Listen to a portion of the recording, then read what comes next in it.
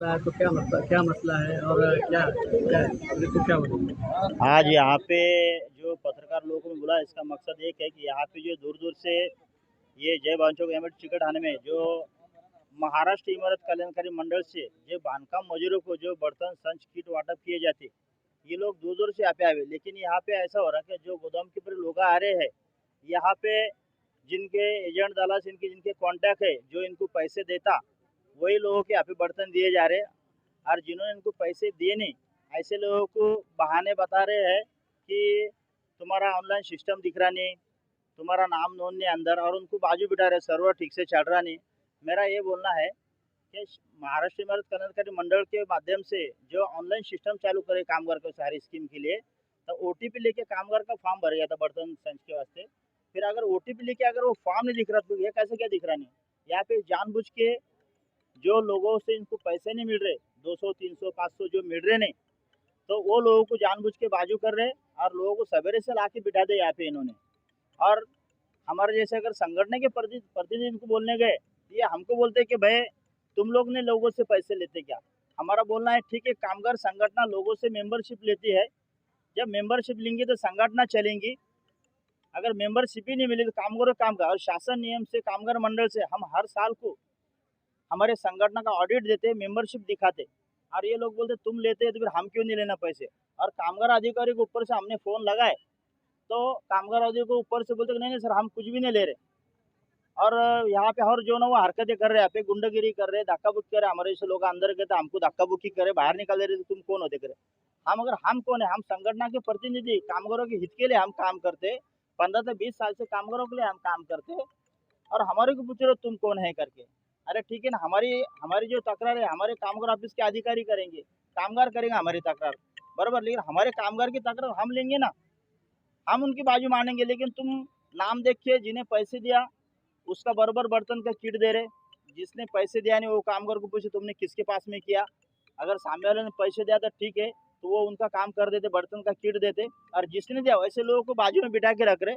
अभी आप लोगों ने भी देखे है कि आपने कामगारों से बाइक ली, उन्होंने जो भी है बताया आपके सामने कि भाई हमको बाजू निकाले पैसे ले रहे करके। तो मेरा बोलना है शासन से मंडल से, कामगार हाँ, आयुक्त से आपकी क्या डिमांड है?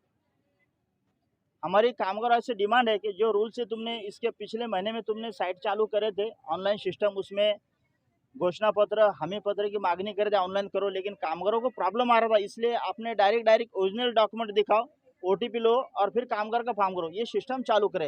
लेकिन अभी हमारे कामगार का फायदा क्या फिर? अगर उनको गोदाम वाले पैसे मांग रहे, क्या गोदाम वालों को ऊपर से कमीशन नहीं मिलता क्या? जो मफतलाल कंपनी है, जो कंपनी ने जो कंपनी के टेंडर दिया गया कामगार मंडल शासन से, तो इनको पैसा नहीं मिलता क्या पर मेंबर पीछे? फिर ये लोगों से पैसे क्यों ले रहे और बाजू करे?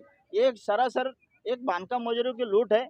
और जहाँ से वो दिन भर से 200 500 हजार रुपये डुबा के काम डुबा के यहाँ पे आ रहे, उनका फायदा क्या फिर उनको 200 300 रुपये दे के? तो मेरी यही गुजारिश है, क्या कामगार मंडल ने अधिकारों ने समक्ष यहाँ पे आना, यहाँ पे दिन भर बिठाना और खुद एक आदमी उनके कंप्यूटर सिस्टम पे बिठाना कि जो कि ऑनलाइन सही है कि नहीं दिखाना कर, ये हमारी मांगनी है।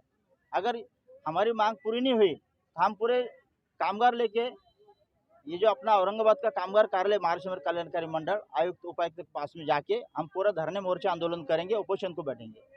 मेरे अखिल महाराष्ट्र कामगार संगठन में अध्यक्ष हूँ सलीम शाह। सर एक सवाल और था, तो ये जो कामगार का जो किट वहाँ नारेगांव में वाटप हो रहा है, तो ये इनका लेन देन तुम्हारे कामगार ऑफिस से है या नहीं है? ये वाटप जो कर रहे थे ये कौन है, कौन से पक्ष के है?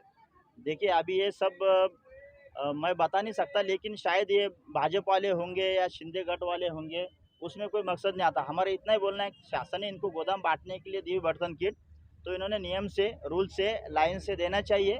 ऐसा नहीं होना चाहिए कि जिसने पैसे दिया उसको देना चाहिए और जिसने दिया उसको बाजू बिठाना चाहिए। लोग अब भूखे प्यासे दूर से आए, 50-60 किलोमीटर से शहर के अंदर से आए, अपना काम धंधे डुबा के आए, तो फिर ऐसे उनको क्यों करे? तुम उसको क्यों नुकसान करे कामगारों का? फिर अरे तुमको देना ठीक है, तुमको ऐसा फिर तुम डायरेक्ट कामगार के खाते में पैसे डालो।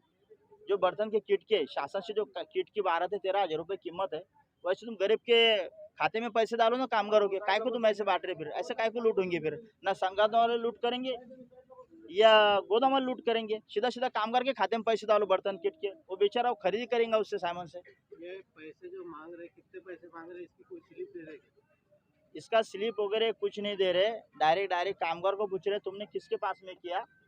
अगर जो बंदे के पास में उसने किया, कामगार ने नोन बर्तन के किट का, तो उसने अगर इनको पैसे देंगे उससे सटे होंगे तो उसका बराबर वो टिक मार करके फॉर्म के ऊपर वो उसका बराबर कर लेते। जिसने इनको अदर जनरल में कुछ कामगारों ने खुद होके भी बर्तन के फॉर्म भरे थे बच्चों के हाथ से, मोबाइल से।